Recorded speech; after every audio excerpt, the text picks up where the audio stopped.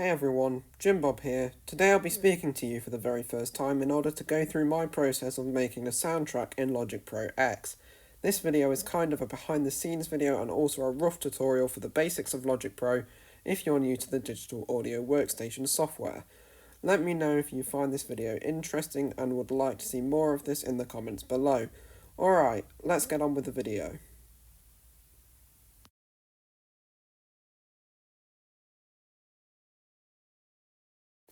So to start off this behind the scenes video, here's a quick rundown of the customized orchestral template I use for my soundtracks, which implements the free Berlin orchestral plugins. The first thing I do when composing is create a melody and then add the chords and percussion afterwards.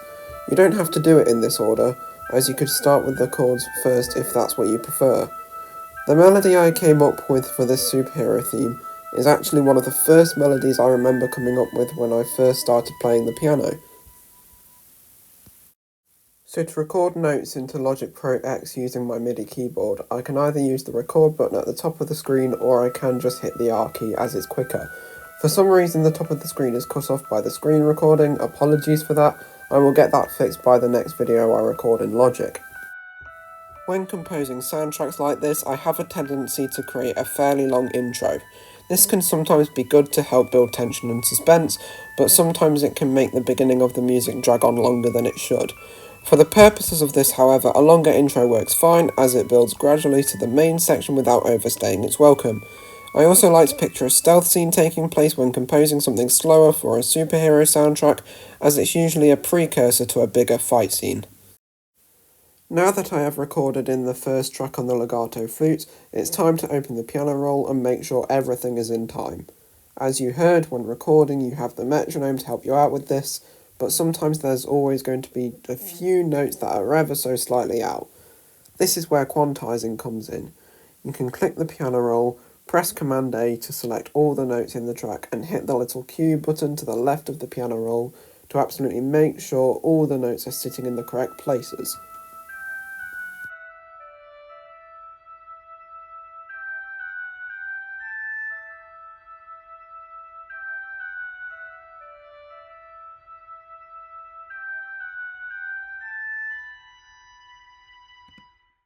For the next step, I begin to add in the power chords, or in this case, octaves, on the double basses track. I am using octave notes starting on very low E notes, as this theme is predominantly in the key of E minor. If you've listened to my soundtrack before watching this video, the basses come in first to give it that low rumbling and suspenseful sound.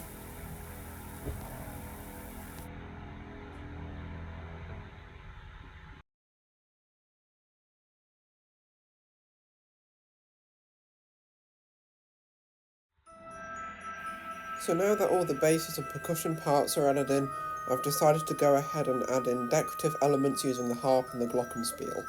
These instruments are currently playing broken chords that go with the harmonies set up by the rest of the tracks. The percussion section is sparingly used in this segment, as it only really uses a slow crashing cymbal to help build that tension.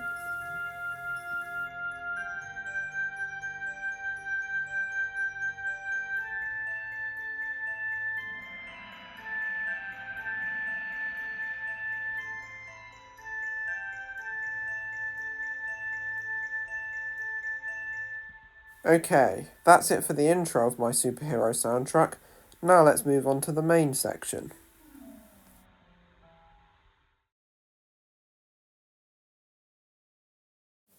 As you can see, the intro is complete and all the parts are added in, but I haven't yet used each section of the orchestra extensively to create the big sound that you'd want out of a superhero theme. The first step towards this for me is to increase the speed of the tempo. It's currently sitting at the standard 120 beats per minute, but since this is going to be a more climactic section, I will be upping the tempo speed to about 130 BPM. You may have noticed that I have two brass ensemble tracks next to each other. This is because of the way I've decided to pan them. Panning in Logic, for those who don't know, is how you control which speaker each instrument comes out of, in order to simulate where it would be on a stage. So panning the green circle all the way to the left will make it sound like it's being played from the left, and panning it to the right would make it sound like it's coming from the right. Having two tracks of the same instrument next to each other makes it sound more full and in a bigger space. For the percussion part in this section, the drums are going to be very active, followed by a quick sudden crashing cymbal.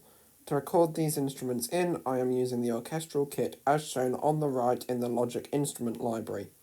It can be found in the percussion folder and contains all sorts of percussion instruments which can be played on individual notes on your MIDI keyboard. Using this, I tend to record the drums in first and then add the cymbals in afterwards, depending on the section I am recording for. Like with the brass section, I have also created a second percussion track for the same reasons as before. To create that bigger sound I was talking about, I carried on the broken chord similar to what the harp and glockenspiel were doing in order to create consistency, but this time in the string section. The violas will also be playing the exact same thing as the violins, just on a lower octave to help with this. As seen before, if you decide you want to change the octave the notes are sitting at, you can do so in the piano roll, pressing Command A on all the notes and dragging them down or up to your chosen place. Finally, for this section, I am adding in the power chords that I usually use for the double basses. Since it's difficult for bassists to play 3-note chords, in an orchestral bass section this will likely be spread out through multiple basses. But since this Logic track includes multiple of the same instruments playing at once, it automatically sorts that problem out for you. In orchestral music, the term used for this is divisi, which is Italian for divided because you are dividing the chord across multiple of the same instrument. I hope I pronounced that right.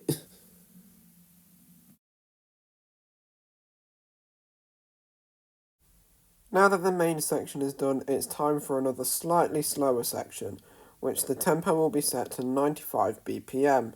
For the feel of this part, I wanted to give the impression that something heroic is happening, like a big speech by the main protagonist, or they have simply just saved a bunch of people.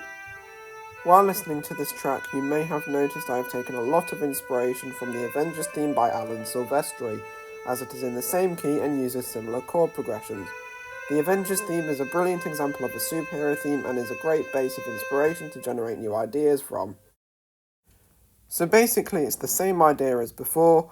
I start with the melody, duplicate the tracks if it's in the brass section, record the power chords in, then the percussion, and repeat that for each section.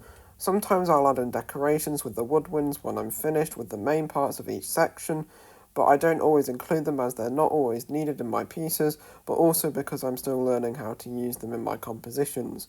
In terms of adding decorative elements, I usually add them in last, as it's usually better to get the main structure of the soundtrack down first.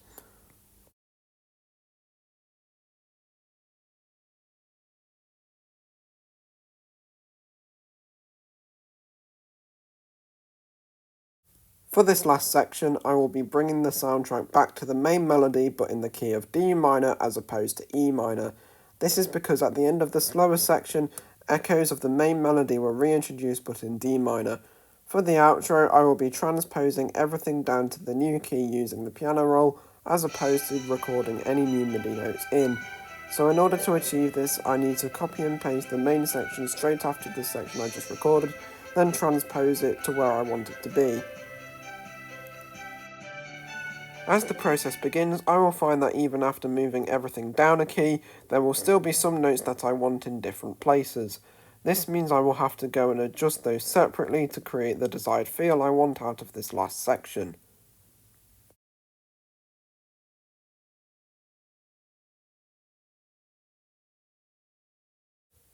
In order to end my soundtracks, I usually resolve my pieces with big chords played by the louder instruments of the orchestra, such as the ones from the brass section and the strings. I use this method because it creates a sense of resolution, as I've said already, and it helps make the ending feel less sudden.